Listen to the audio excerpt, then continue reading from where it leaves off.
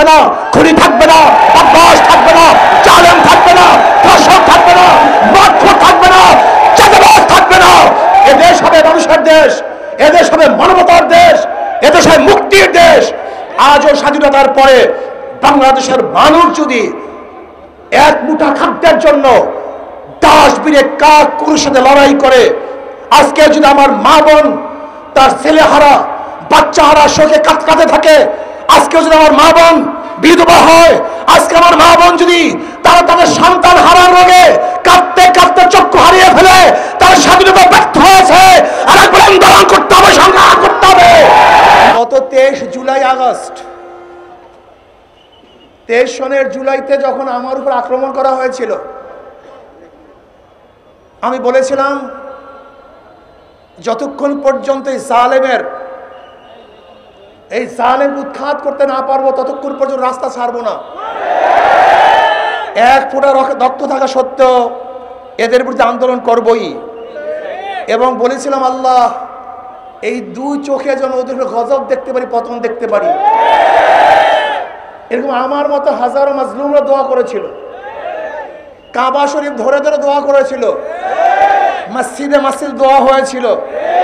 আমি বিশ্বাস করি আল্লাহ পাক রব্বুল আলামিন মাজলুমের দোয়া কবুল করেছেন, ফ্যাসিস্টদেরকে অপমান এবং অপদস্থতার মাধ্যমে দেশ থেকে ত্যাগ করতে বাধ্য করেছেন। কাজী শুকরিয়া আমাদের নয়, শুকরিয়া আল্লাহর। সবাই বলে আলহামদুলিল্লাহ। কেন স্বাধীন হয়েছি, কেন স্বাধীনতা অর্জন করেছি? বৈষম্য দূর করার জন্য। যেই দেশের মধ্যে বৈষম্য থাকবে না, নাগরিক হিসাবে আমরা সবাই সমান, সাম্য, মানবিক মর্যাদা, সামাজিক ন্যায় বিচার প্রতিষ্ঠিত করতে চাই। এদেশে মানুষের অধিকার ফিরিয়ে দিতে চাই, বাক শক্তির অধিকার ফিরিয়ে দিতে চাই, অর্থনৈতিক অধিকার ভারসাম্য রক্ষা করতে চাই। আমরা চাই মানুষের জানমালের নিরাপত্তা প্রদান করতে। আমরা চাই প্রত্যেকটা মা বোন তার ইজ্জত এবং আবরু নিয়ে নির্বিঘ্নে হাঁটবে, চলবে। তাদের উপরে কেউ টিজিং করবে না, অত্যাচার করবে না, অবিচার করবে না, ধর্ষণ করবে না, তাদের চেহারার উপরে কেউ অ্যাসিড নিক্ষেপ করবে না, আমাদের মা বোনদেরকে ধর্ষণ করে কেউ হত্যা করতে পারবে না, আমার গরিবের উপরে কেউ জুলুম করতে পারবে না, আমার শ্রমিকের বুকের উপরে কেউ গুলি চালাতে পারবে না। এদেশের মুচি, কামার, তাঁতি, জেলে, মজদুর প্রত্যেকটা মানুষের অধিকারকে ফিরিয়ে দেব, ছাত্রদের অধিকারকে ফিরিয়ে দেব, শ্রমিকদের অধিকারকে ফিরিয়ে দেব। এখানে অধিকার থাকবে মুসলমানদের, এখানে অধিকার থাকবে হিন্দুদের, এখানে অধিকার থাকবে খ্রিস্টানদের, এখানে অধিকার থাকবে বৌদ্ধদের, এখানে অধিকার থাকবে আলেমদের। প্রত্যেকটা মানুষ অধিকার নিয়ে বুক ফুলিয়ে বাংলাদেশে ঘুরবে, স্বাধীন মুক্ত বাতাস গ্রহণ করবে। আমি বাংলাদেশের নাগরিক, আমি স্বাধীন। এই কারণেই 5ই আগস্টের বিপ্লবের জন্য হাজারো মানুষ জীবন দিয়েছে, রক্ত দিয়েছে, দিচ্ছি, দেব ইনশাআল্লাহ।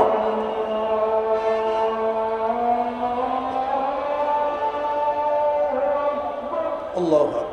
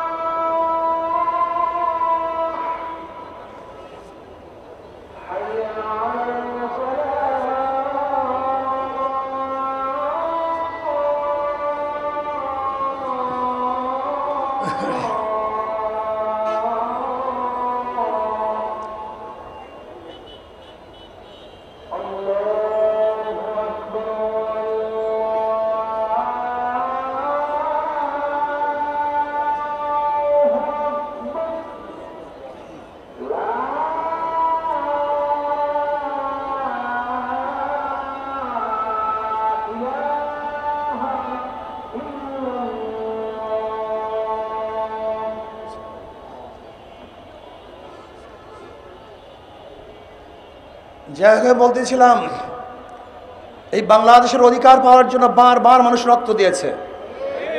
5ই আগস্ট স্বাধীনতার জন্য মানুষ রক্ত দিয়েছে, কিন্তু আবার বাংলাদেশের মানুষ 5ই আগস্টের কি দেখেছে? লুটপাট, দখলদারি, চাঁদাবাজি, জুলুম, খুন খারাপি। এর জন্য মানুষ 5ই আগস্টের আগে রক্ত দেয় নাই, জীবন দেয় নাই। আমরা স্পষ্ট বলতে চাই, মাদার গাছ লাগিয়ে আমের আশা করা যায় না। নীতিভ্রষ্ট নীতিহীন মানুষের মাধ্যমে দেশকেও নীতিওয়ালা আদর্শবান করা যায় না। কাজে আসুন, হাজারো ভালো মানুষগুলি আছেন যারা নোংরা, নষ্ট, পচা, গান্দা রাজনীতির কারণে যারা রাজনীতি অংশগ্রহণ করছেন না, আমি ওই সমস্ত ভাইদেরকে বলবো, আপনাদের মতো ভালো মানুষ রাজনীতি না আসার কারণেই এখানে গুন্ডা, বদমাশ, ডাকাত, লুচ্চা এবং ডাকাতরা এখানে অংশগ্রহণ করেছে। যদি আপনারা অংশগ্রহণ করেন, যেখানে যে ভালো মানুষগুলি আছেন, ঘরের মধ্যে, মসজিদের কর্নারে, ওই প্রতিষ্ঠানের মধ্যে বসে বসে আল্লাহর নাম জপছেন, আমি মনে করি আপনি একা কেন আল্লাহর নাম জপবেন?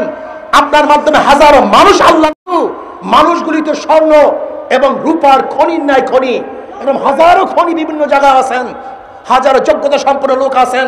আমি এখানে দেখতেছি যে মানুষগুলি ভালো, ভদ্র, নীতিবান, আদর্শবান। আপনারা যদি রাস্তায় নেমে আসেন, আপনারা যদি রাজপথ দখল করেন, এখানে গুন্ডা থাকবে না, খুনি থাকবে না, বদমাশ থাকবে না, জালেম থাকবে না, ধর্ষক থাকবে না, মারধর থাকবে না, চাঁদাবাজ থাকবে না। এদেশ হবে মানুষের দেশ, এদেশ হবে মানবতার দেশ, এদেশ হবে মুক্তির দেশ।